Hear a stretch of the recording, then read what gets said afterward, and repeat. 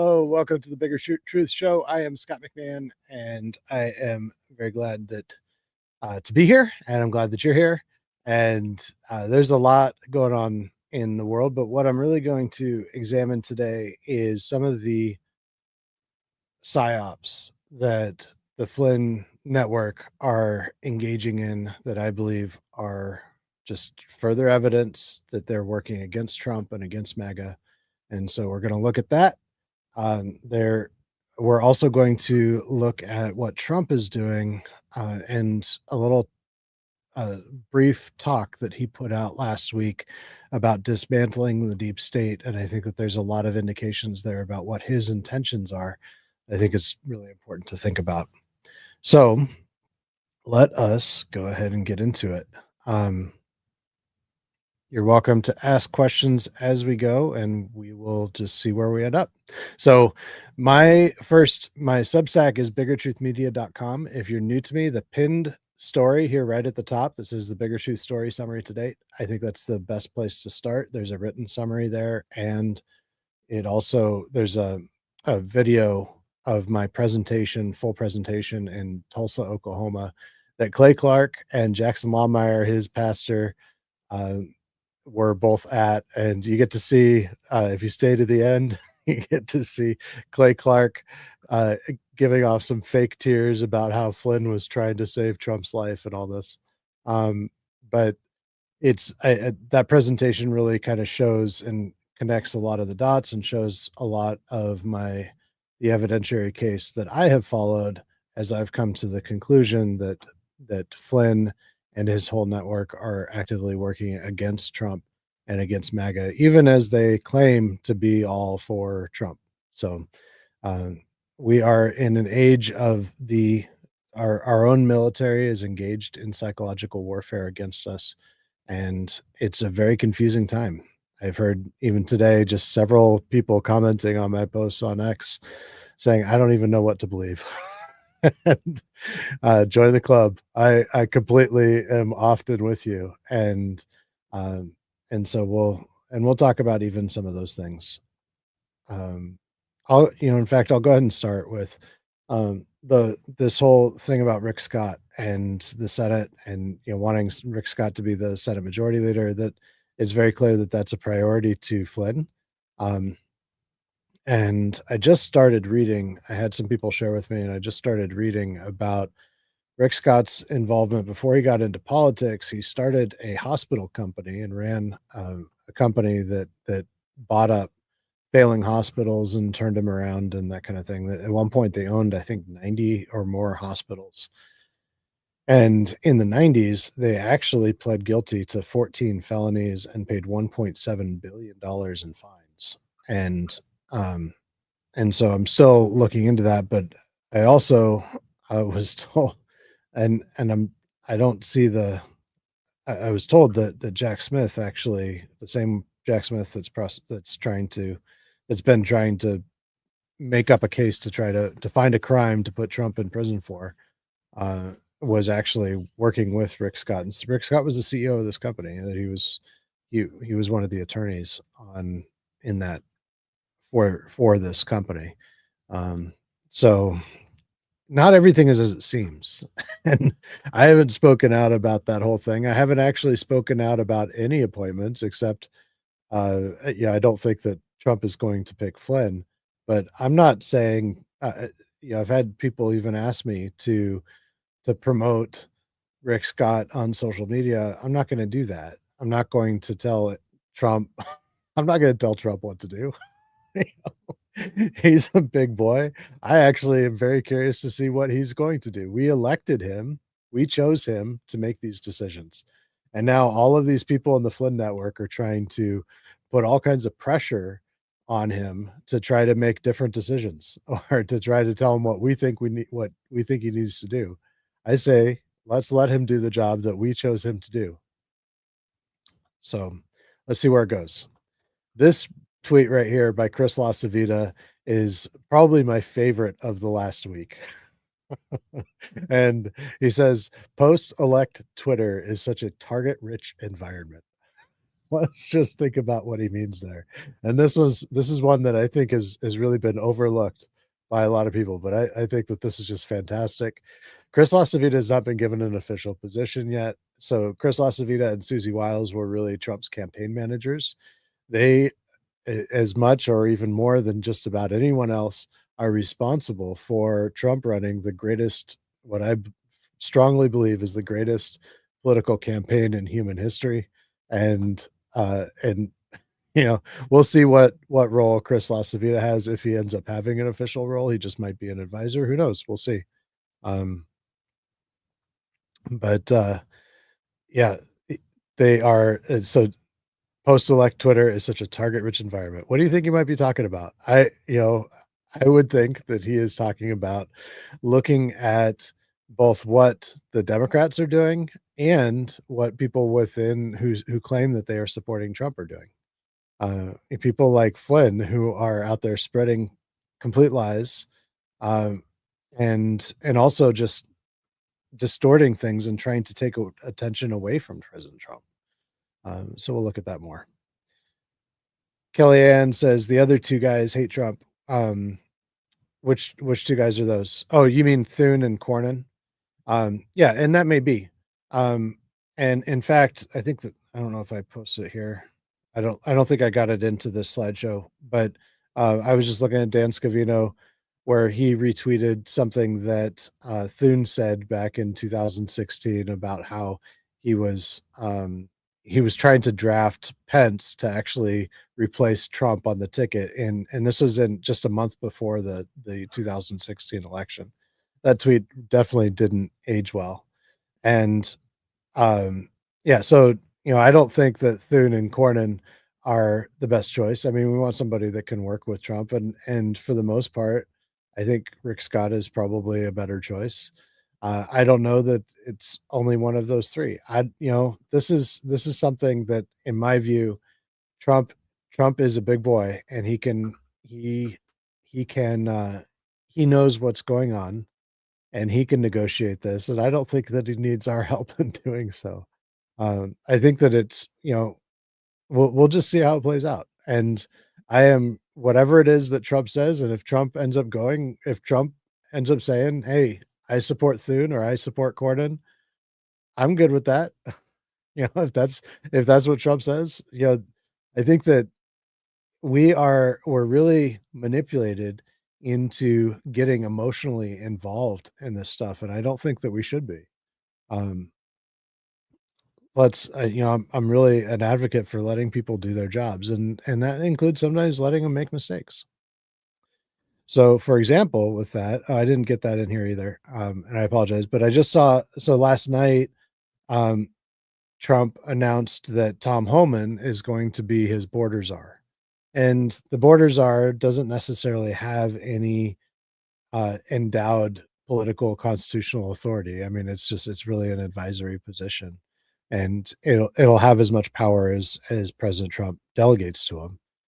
Kamala, of course, was the last border czar. The current border czar, I don't know if they even have a border czar currently because she claimed that she wasn't the border czar.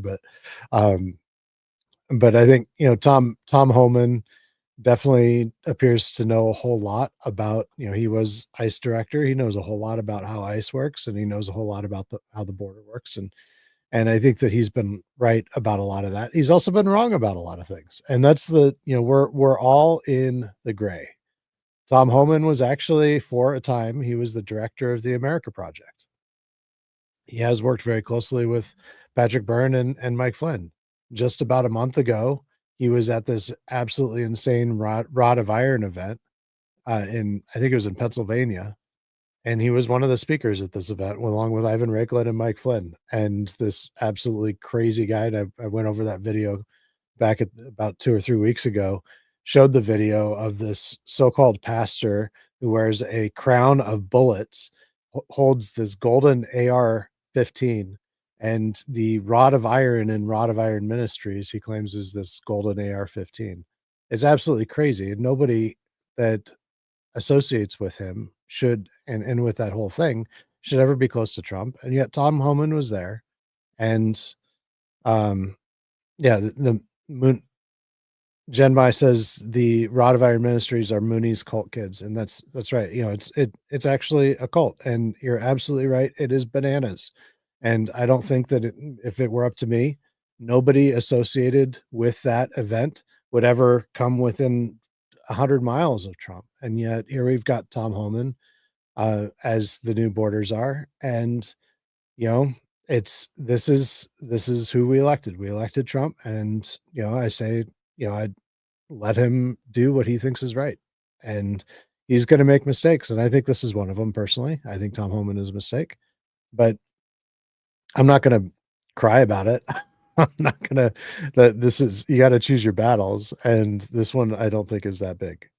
But a battle that I have chosen is this battle. And I've been a fairly lonely voice on this battle, is this battle against all of the claims that of obvious election fraud in um, in Arizona. And before going, Fraud Finder says Christian nationalism. And it's exactly right. Christian nationalism. I've spoken out very consistently against Christian nationalism, which is the desire to make this a Christian nation.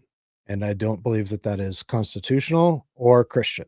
And because the only way to make a nation a Christian nation uh, is either to kick out everybody that's not a Christian or use the brunt force, the lethal force of government to force people to claim that they're Christians. And that has been tried over history. And that is the reason why our founding fathers created the First Amendment and made it the First Amendment, because it is tyranny. It ends in murder and destruction and mayhem. And there is absolutely nothing Christian about Christian nationalism. I used to think before I started looking into all this, I thought, I'm a Christian and I'm a nationalist as opposed to a globalist. So that means I must be a Christian nationalist. And that is, that's the way that the Flynn Network has really presented that argument to us. And I think many professing Christians have jumped on board with it, just not even thinking it through as I hadn't. And so, yeah, I think that's that's really an important thing. We need to be able to think I really understand what it is that we're associating with. So there we go. So let's talk about this battle that I have waged into just in the last 24 hours. And it is this onslaught of voices. Here's even Tom Fitton, who, I don't know. I've never been all that into him, but I think he has taken on some good causes. He runs Judicial Watch. He's an attorney. It's a very well-funded organization. Um, and Here he is. He says, I just checked. There's still over 435,000 ballots uncounted as of last night. And he posted this yesterday, including 230,000 in Maricopa County. Inexcusable election corruption. So, is this evidence of election corruption? I think it's certainly evidence of incompetence. It's evidence of a very, very poor system. It's evidence of a leadership that is not really that concerned with providing the people with a sense of confidence about our elections. It's definitely evidence of those things, but is it evidence of fraud and corruption in and of itself? No, it's not. Um, and so, I think that's um, that's an important thing to consider. Yeah, there are. This is one of the ways that we're being manipulated right now. Is people are the Flynn Network especially. Here's another example of it. General Flynn himself, and he's got I don't know 6 or 8 tweets in his timeline over the last week about Kerry Lake 1, and it's obvious fraud, blatant fraud. And I have asked several people now to provide me with the theory of their case, and they just get angry. And so that's an indication of brainwashing. If if you can't respond, I mean, I've been told "f you." I've been told that this guy decent backup who a lot of people like. Uh, I always thought he was pretty hateful. He actually he called me a Jew, like, as if there's something wrong with being a Jew, but he used that as a slur against me for just saying, "Hey, what's the theory of your case?" He was saying blatant fraud, and he was sharing one of my tweets calling it out. It turns out he's actually friends with Brian Ferentz, and, um, you know, the level of hatred is just stunning. It's just stunning, and I personally, that didn't bother me that he was, you know, trying to project hatred at me, but the type of hatred that he was putting out, I just that anti-Semitism, I abhor it. And I mean, I think that, I do not hate Mike Flynn. I hate what he's doing. I hate how he infiltrates all of these organizations and causes and state parties and Trump and MAGA and does everything he can to derail it. I hate that, but I don't hate him. I hate how gross Roger Stone is. I mean, he's just absolutely disgusting and, clearly a sexual deviant and, absolutely brutal to anybody that disagrees with him. Um, and, he's not by any stretch of the imagination a statesman, and that's what I think all Americans should strive to be statesmen. I think, so I think he's disgusting, but I don't hate him. You know, I don't even care about them. And I think that that's really we should really guard our hearts. So that's something that I keep saying over and over again. Um, yeah, so they're saying the same thing in California. And really what it is it's evidence of really bad processes. And we knew that this was going to happen in advance. They were saying, so Adrian Fontes, the Secretary of State there, was saying 2 or 3 weeks before the election that it was going to take 10 to 13 days to count all the ballots. And the reason for that is because they've got such terrible processes. And, they've got this long curing process that is still not quite over. And that what curing is taking when the signatures are rejected, which obviously in this case right here, if this is, and this is a case from 2020. So the date on here was 10/16/19, I think. Um, so I think that this isn't even current. Like this isn't even from this election. So they're using this as evidence that there's fraud in this election. And that's just not, all this one right here that is on the screen right now, all this proves is that there was at least one case of voter fraud. And there's a difference between voter fraud and election fraud. Voter fraud is where a person commits fraud with ballots, on their own. That is voter fraud. Voting, on behalf of somebody else, or there's any number of ways that that can happen. That's voter fraud. Election fraud is where it's on a wider scale. It's that there's some coordination by the Secretary of State and all this. So this may or may not be. I mean, it's certainly proof of what appears to be a crime, but the scale of it, this doesn't prove anything. And yet, here's General Flynn saying Kerry Lake won. Some of those involved with Arizona elections are going to find themselves in very hot water, and that may be. But this right here is not proof of that. And this is the thing that people aren't thinking this through.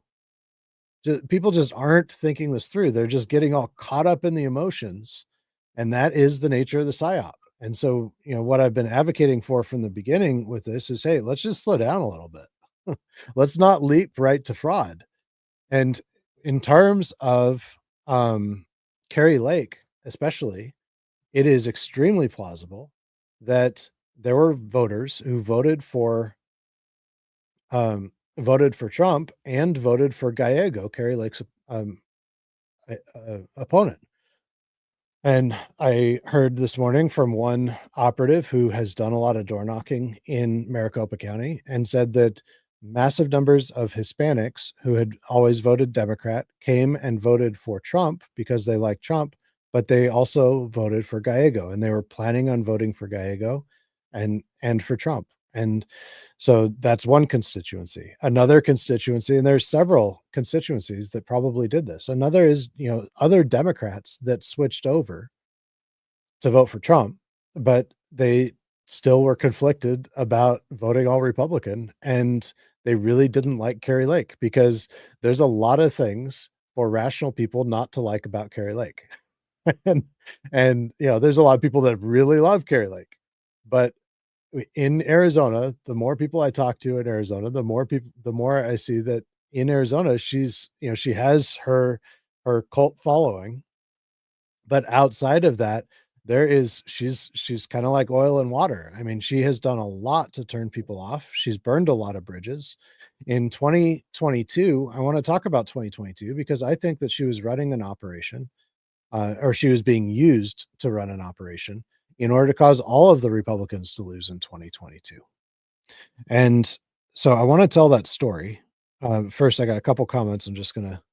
Um, Reb says they are digital warriors, and everyone is on the ban. Everyone is on the ban is being persecuted bandwagon. Yeah, so Bannon is being persecuted. Yeah, they all paint themselves as being victims, don't they?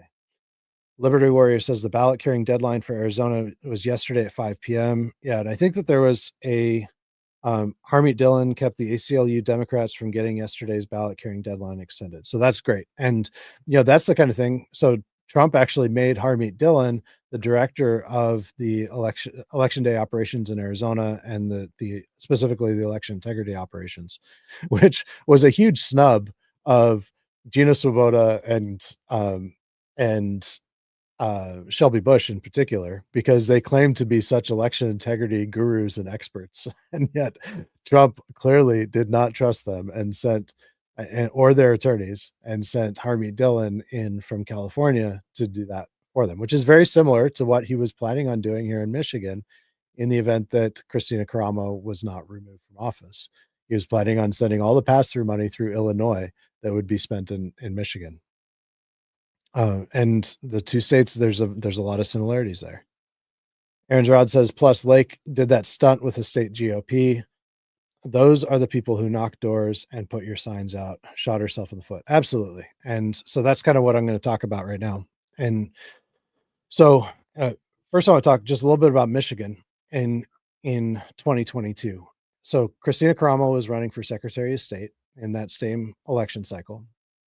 She was handled by this guy named Mike Labadie, who had self-professed ties to the intelligence community. My very first report for Bigger Truth Media in January was about him, based on 5 named whistleblowers that had extensive experience with him and with Christina Caramo. I've since talked to many, many more people who have had direct experience, confirmed everything that I wrote in that report. And you can read that report. I link to it in the summary on my Substack at biggertruthmedia.com. And so if you become a member, then you can go through all my archives and that's available there. But Mike Labadie, and I showed one of the things that I showed in that and subsequent reports is how Mike Labadie was a Democrat. He registered as a Democrat right before the 2016 election in California. And then he suddenly, just 6 months later or so, he showed up in Michigan as in the Republican Party, speaking far left or far right, MAGA, ultra MAGA Christian nationalism kind of talk, and trying to recruit people to become a part of the Republican Party and to join his team to save the country and state for future generations. That was part of his spiel. And he kind of organized and recruited this whole team of people that were bringing in and indoctrinating precinct delegates that ultimately Christina Caramo's campaign was not speaking to general election voters, but to these new incoming precinct delegates that they were indoctrinating so that she would ultimately become the state party chair. And so that Mike Labadie then could control the state Republican Party to destroy it in time for the 2024 election. and so this was a long-term operation by Mike Labadie, in my opinion, and I show the evidentiary case that led me to that conclusion, and I documented that in a lot of depth because it was a pretty crazy, pretty wild, and big allegation to make, and so I think it was pretty well supported. But I actually was talking to Matt DePerno this morning, and he told me about an event that he was at that during that campaign cycle, because Matt was running for attorney general at the same time that she was running for secretary of state, and Tudor Dixon was running for governor in Michigan. So those were the 3 Republican candidates. And they were in the 2022 campaign, the constituency that they were underperforming with the most here in Michigan and really nationwide was middle-aged white women. And so Tudor Dixon um, and Matt DePerno organized an event for white middle-aged women specifically. And the Trump campaign gave them some advice and kind of advised them in this and gave them some advice for each one of them what they were going to speak about at this event. And he also advised them about speaking order. Now, Christina Caramo was supposed to speak first, and she was supposed to speak on, she's running for Secretary of State. So just keep it short and sweet and talk about the lines at the Secretary of State and how you're going to make them shorter. Matt DePerno had his things that he was going to talk about that, this is from Trump's advice, and Tudor Dixon had the things that she was going to talk about. And they were like the top 1 to 3 issues that would specifically speak to white middle-aged voters. So, and again, Christina Caramo is supposed to show up first, but she doesn't show up on time for anything. She's always late. And I've heard that from many different people that she's just always late. And she actually believed that Matt said that she told him once that he was trying that she believed that he was dragging her campaign down. She fully believed that she was going to win. She ended up losing by 600,000 votes. But this event made headlines, and I remember these headlines as he was telling me this, because what she spoke about, she said that yoga pants are demonic. She was talking about all kinds of Q conspiracies, and this is to white middle-aged women that are on the fence about whether or not to vote Republican and largely turned off by these issues. She talked endlessly about election fraud. She talked about abortion, how it should be completely illegal in every single case. I mean, this is just the worst messaging that could possibly go. She was talking about um, she was talking about child sex trafficking. She mentioned adrenochrome. She was talking about Pizzagate. Like, it's just the worst things that it was completely unhinged, and it made huge headlines, and it completely harmed. It just had such a depressing effect on all of those campaigns. They all ended up losing. Hers lost the most. And this was all part of the operation. It was clearly an operation to cause them to lose. And according to people who were working on Christina Caramo's campaign, that were working directly with Mike Labadie, they really fully believed that he was trying to cause not just her to lose, but also the other candidates as well. So that background there is really important because there are connections between Mike Labadie and Flynn and his organization that he created here in Michigan, the lieutenants in that organization that have received money from the America Project.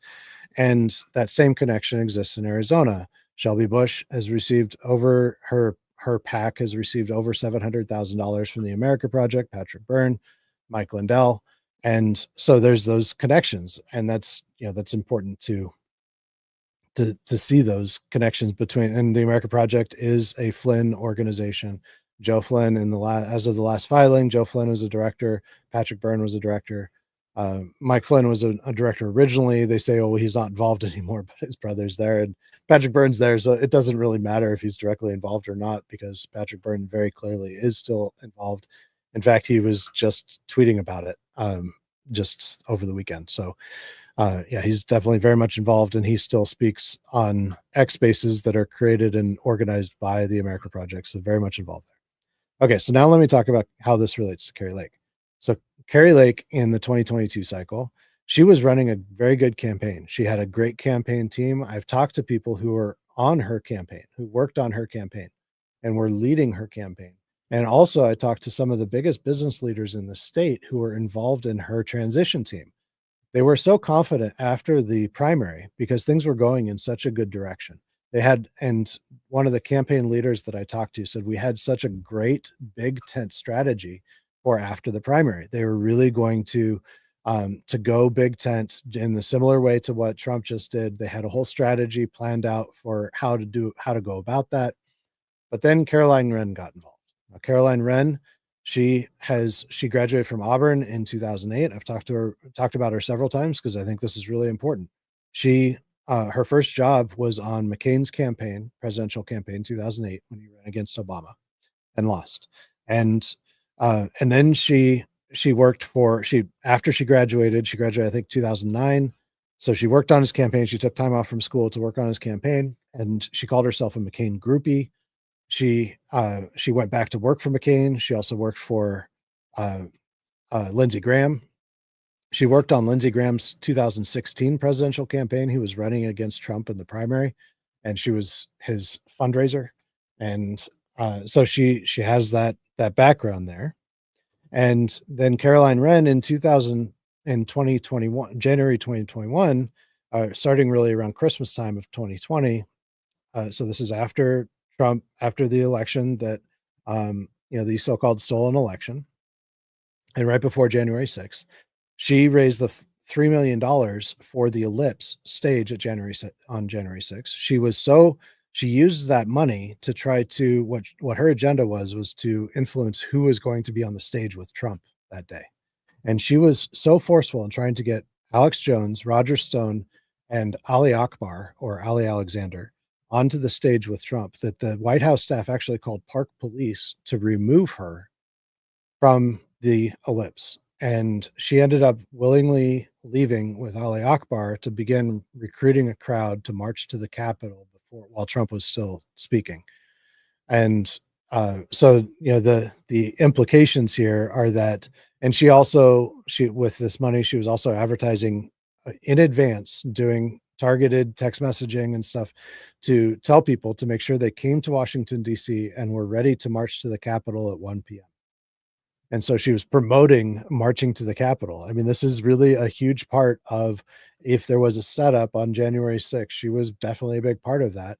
And she was very close with Roger Stone, because she was trying to get him up on the stage. And she was a McCain and Lindsey Graham operative. Now, 2 days before the primary, she shows up in Arizona. She has no experience of Arizona. She doesn't know Arizona. She doesn't know the people of Arizona. She doesn't know the business leaders of Arizona. She doesn't know the party, but she just shows up and she's able to worm her way into Kari Lake's favor. And she blows up the whole campaign between August and November of 2022. She blew up Kari Lake's campaign. The whole big tent strategy was completely scrapped. Had she not done that, Kari Lake would have won. I think Blake Masters would have won. I think that even Mark Fincham would have won. Abe Hamadeh would have won. They would have, you'd have a bunch of Republicans running Arizona right now had Caroline Wren not shown up and blown up Kari Lake's campaign. If we look at the outcome of that even further, Kari Lake was not bashing McCain's voters during the primary season. And if anything, that would have been the time to do it, right? Because the Republican on Republican infighting is the norm in primary season. I mean, that's what happens with Democrats too. They fight against each other, and that's part of the primary process, right? And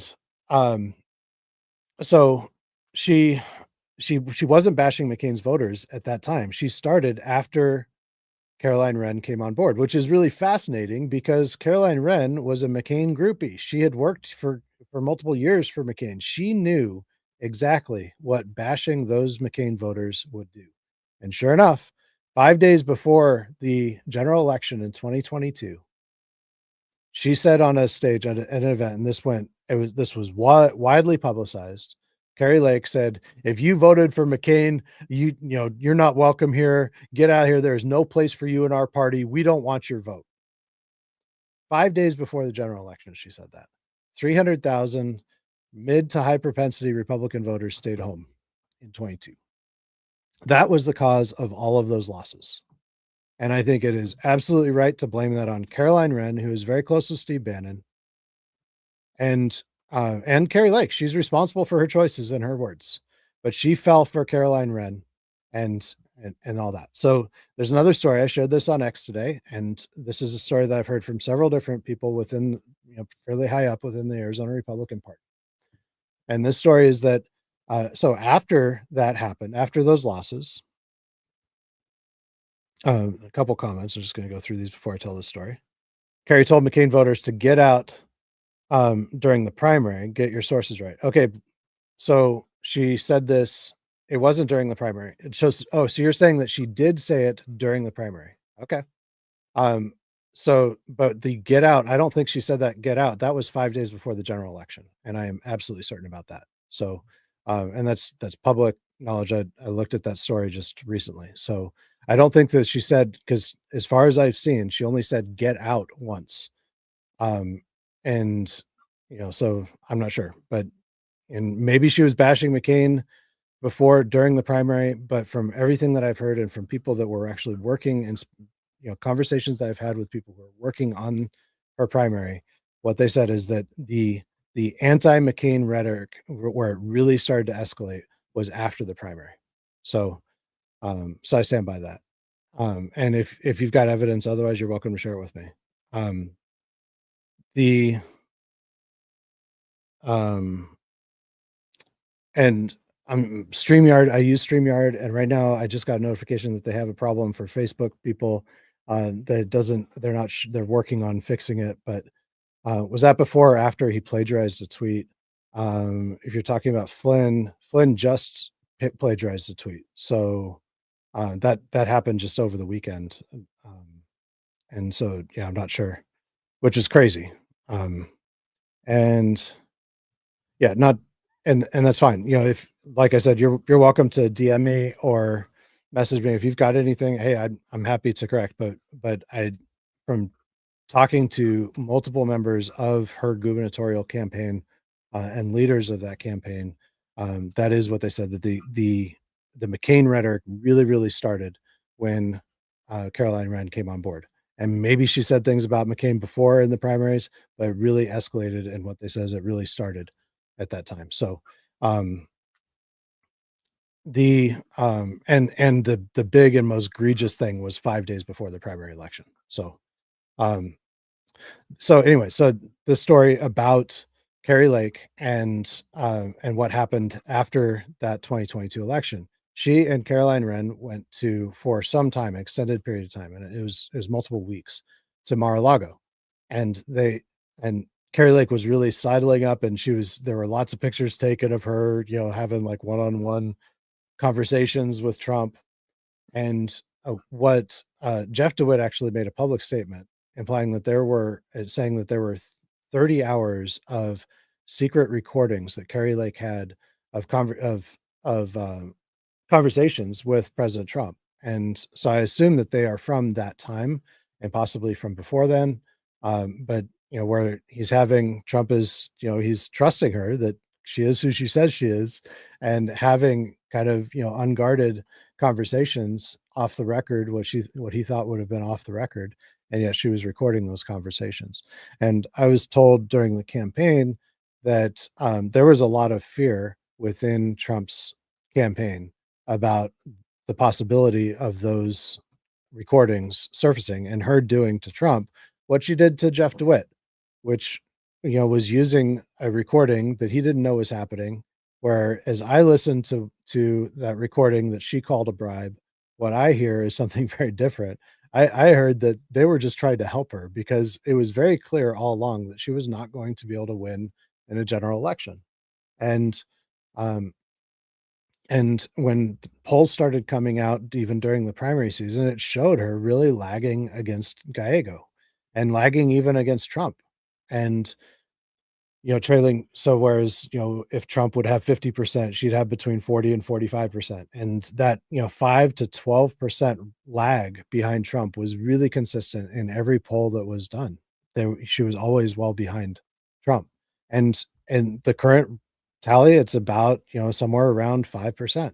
And, Trump ended up with about 53%, maybe it's 6%. And she's at about 47% ish right now. And so, that's consistent with what we should have expected based on the polls.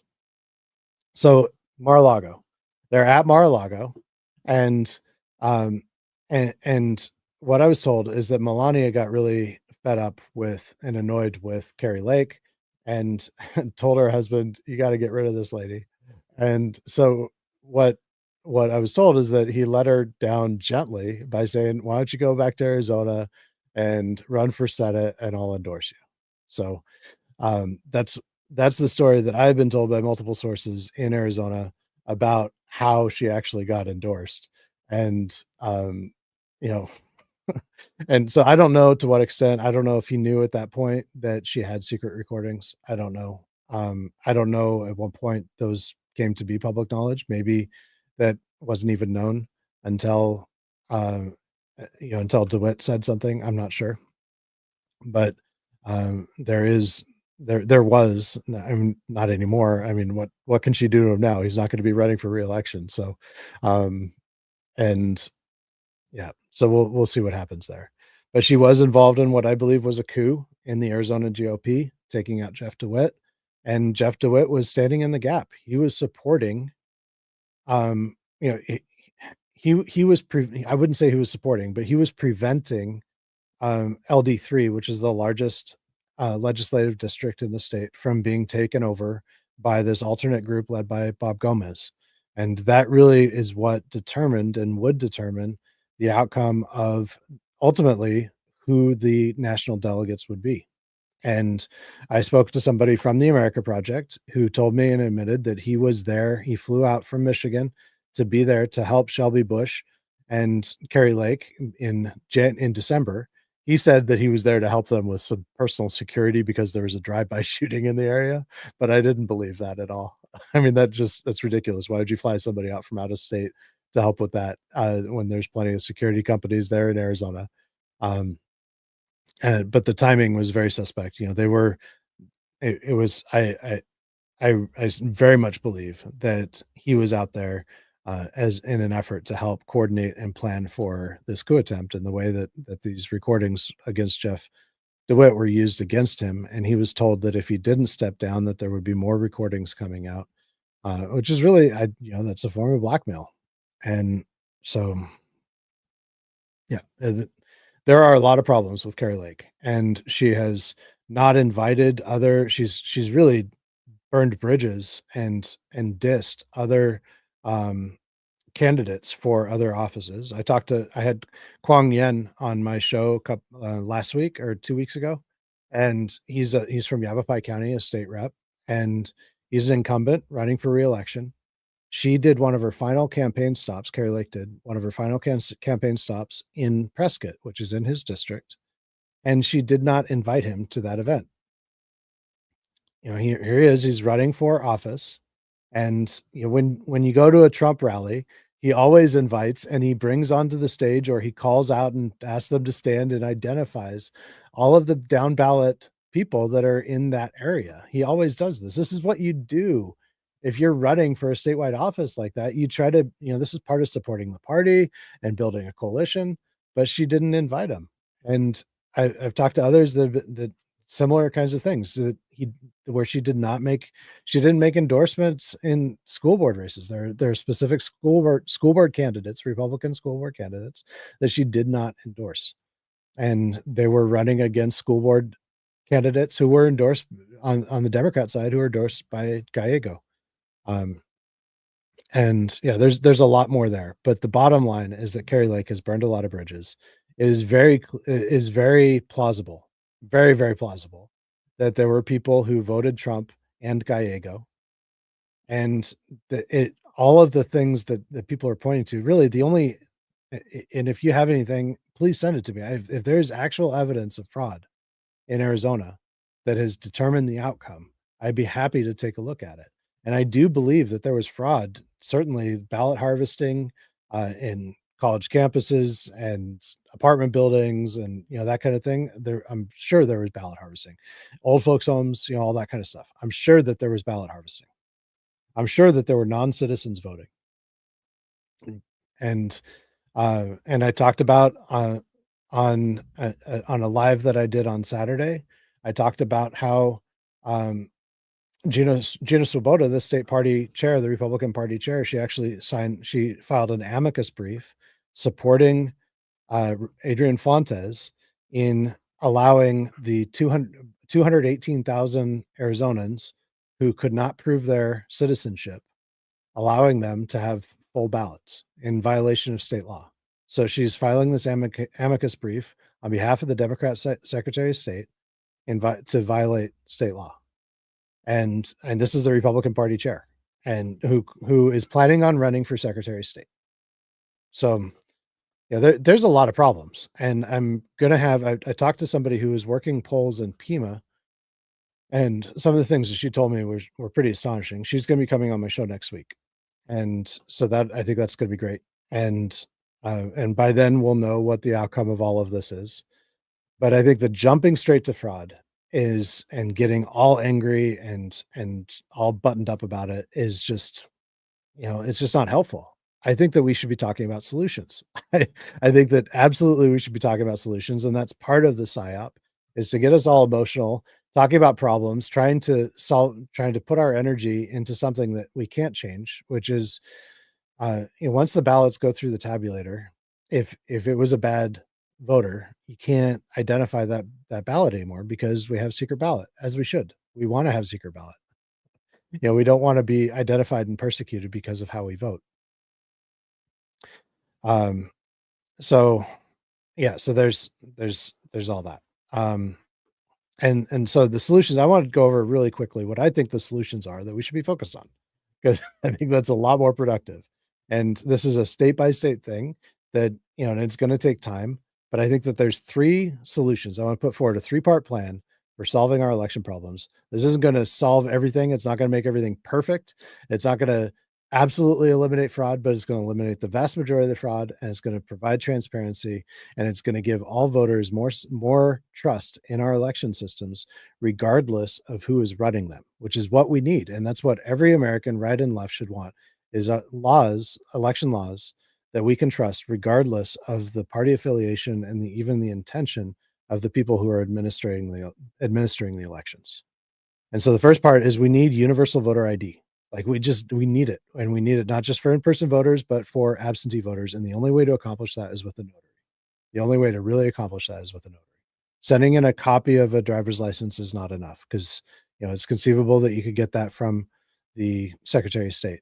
You need a notary on the ballot, and and that is they do that in Oklahoma. They also have a limit to a notary public can only notarize 20 ballots, and I think that's an excellent policy. The next thing, that way you don't have one notary doing thousands of ballots, and where did that come from? And then they just skip the state. So that I think that's a really good policy. So voter ID is number one. Number two is meaningful reform to our voter rolls, and there's kind of three parts that I see to that. So the first is um, uh, we need to eliminate access for NGOs and parties to be able to add voters to the voter rolls. So we need the only people that can add voters to the voter rolls should be a local clerk and the Secretary of State's office. That's it. Nobody else. So if you want to register to vote, you fill out a registration form, you take it to your clerk, and then they have the ability to check and make sure, to verify it with the Secretary of State data, make sure that person actually lives there, and then add them to the rolls. So that's the first part. Second part is it needs to be easier to remove bad voters from the rolls. And there needs to be a simplified process that allows the local clerk and anyone else to file a challenge to remove somebody who is dead or moved or is a non-citizen. And that should be common sense, and we need that, and there needs to be systems that enable that in every state.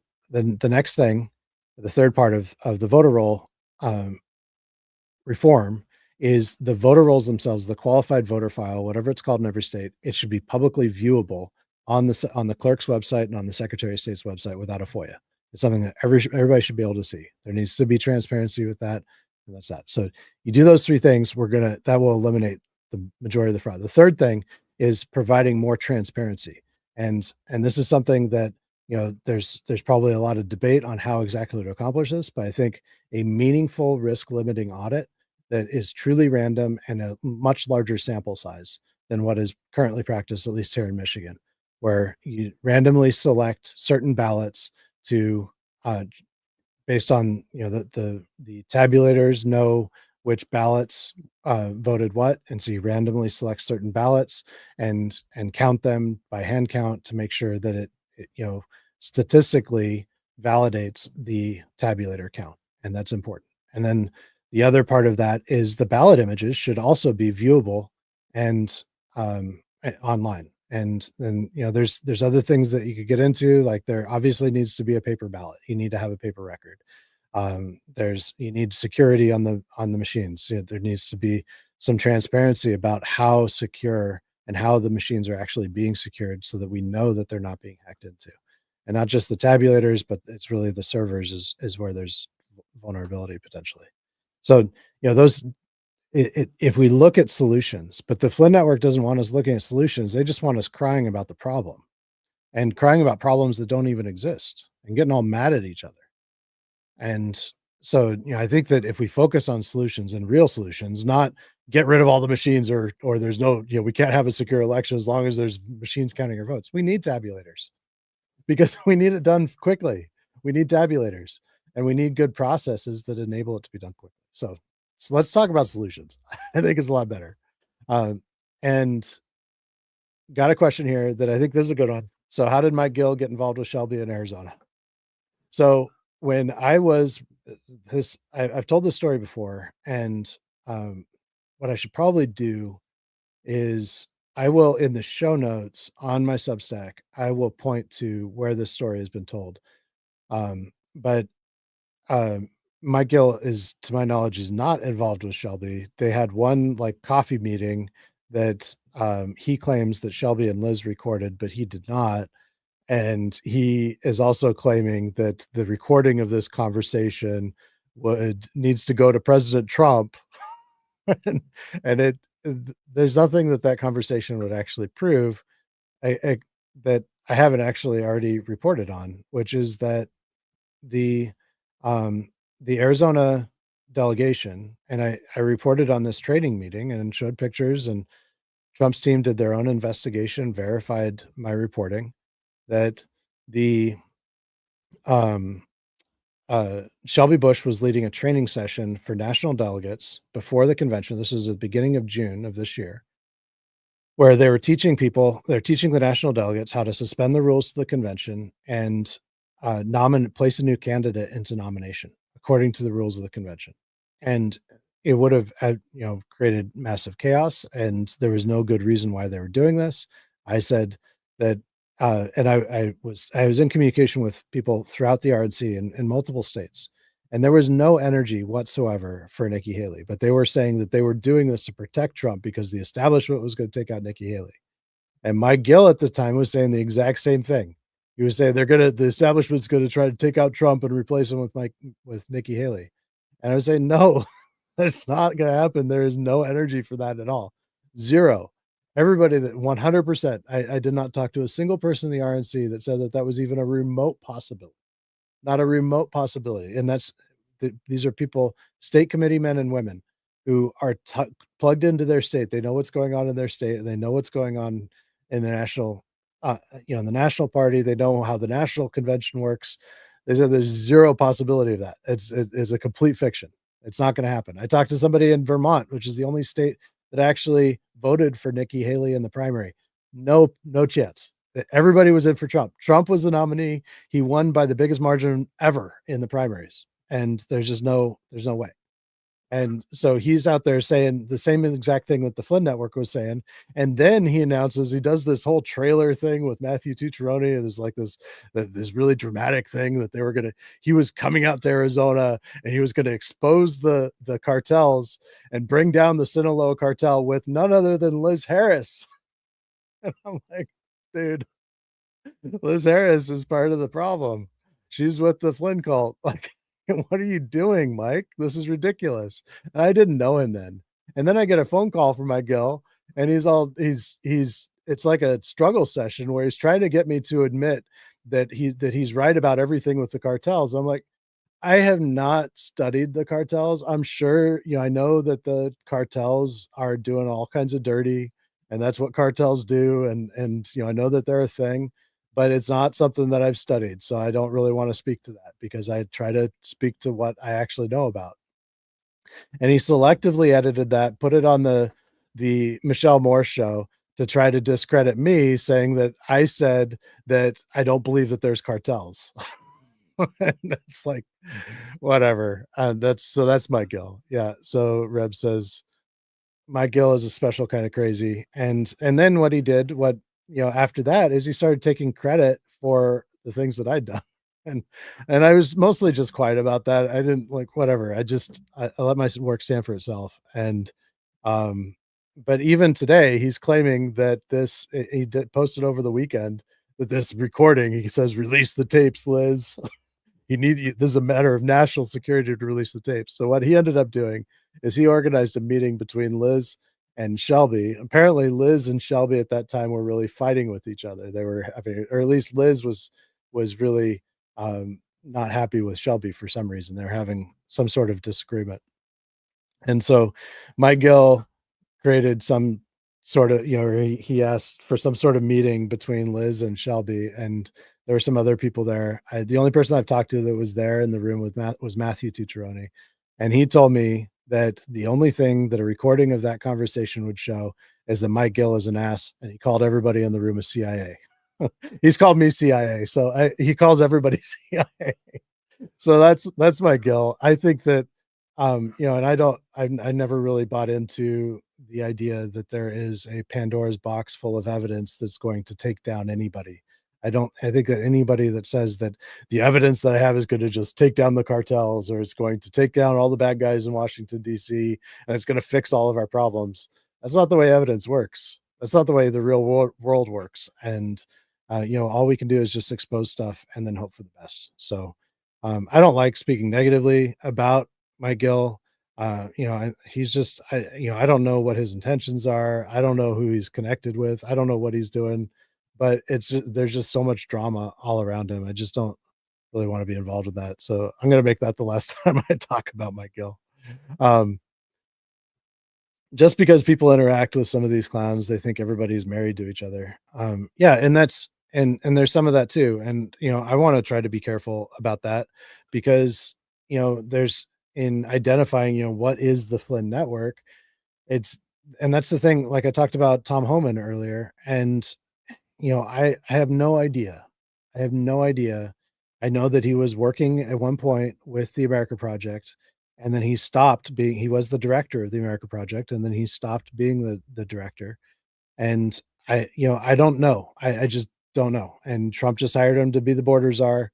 I think that's a good job for him. I mean, he seems to be, he was a former ICE director. He knows what's going on at the border, and I think he has good ideas on how to close it. And so, in that sense, I think it's a good job for him, but he's also got some questionable connections. The one that I'm most concerned about right now, and I'll end with this. I keep wanting to share this Trump video, so I'm going to make this first on Wednesday because it's important about the deep state, and we're already almost an hour. But um, the Kash Patel is one that I'm very much concerned about, and primarily because I've read his book, and his book is revisionist history, completely covering for Flynn. This book was written long before the Flynn movie, but it's really kind of the outline, especially chapter 12 of that book is really the outline for the Flynn movie. And it is definitely revisionist history. It completely makes Flynn out to be a total hero. It completely ignores that the FBI had a code name for him as Crossfire Razor, completely ignores and doesn't even mention that the Turkish government paid him $530,000 to spy on and help kidnap a legal US resident.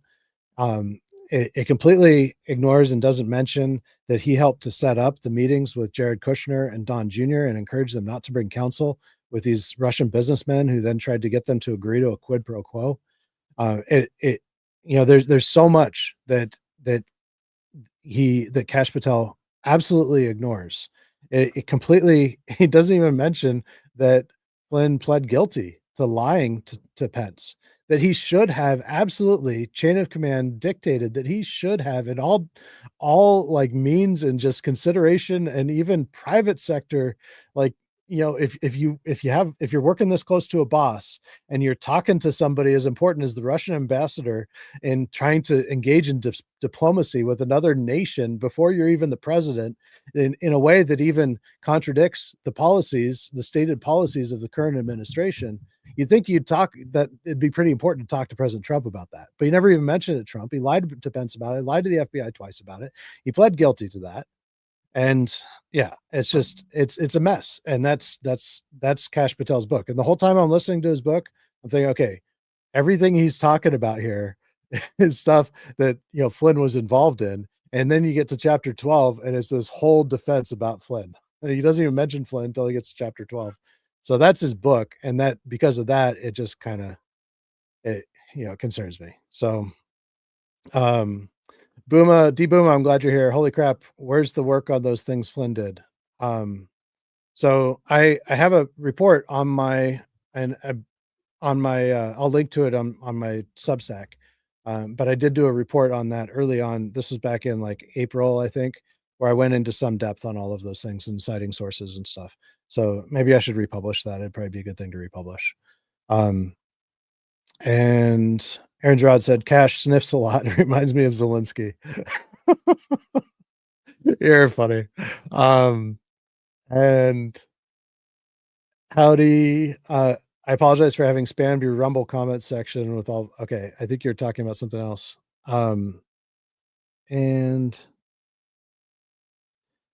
so thank you all for joining. If you have, we're going to be back on Wednesday, and yeah, that was that. I just want to make sure I got through all the comments here. If I missed anything, I apologize.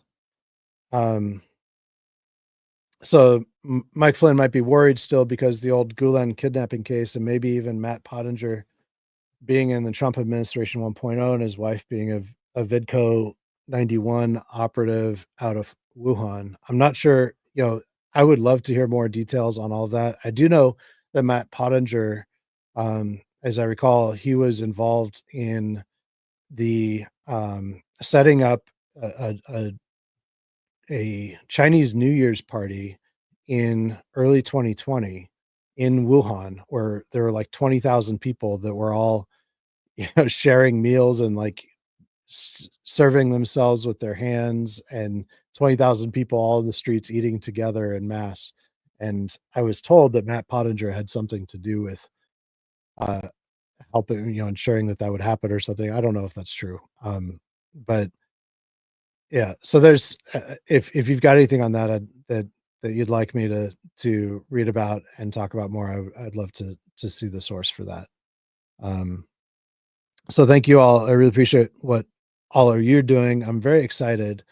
Um, and so, yeah, and what I think is that I want to say this about, because I said I wouldn't talk about Kill. I don't want, I think that we should all be able to just get along. I mean, I think we should be able to focus on, just like Reagan said, are 80%, somebody that we agree with 80% of the time, they're a friend and ally. And that's really what I feel. And that's what I felt with Gil. I was trying to, even then I was as quiet as I was, hoping to be able to work with them and to cooperate with them. I had reached out to Michelle Moore several times. I reached out to him and I just got silence from them. Um, and and even today, I mean, if Gil came to me and we could find a way to reconcile, I'd be happy to do that. Um, I don't know, I don't know what his intentions really are. I don't know what Michelle Moore's intentions really are. I'm all about like, let's just move forward and let's all work together.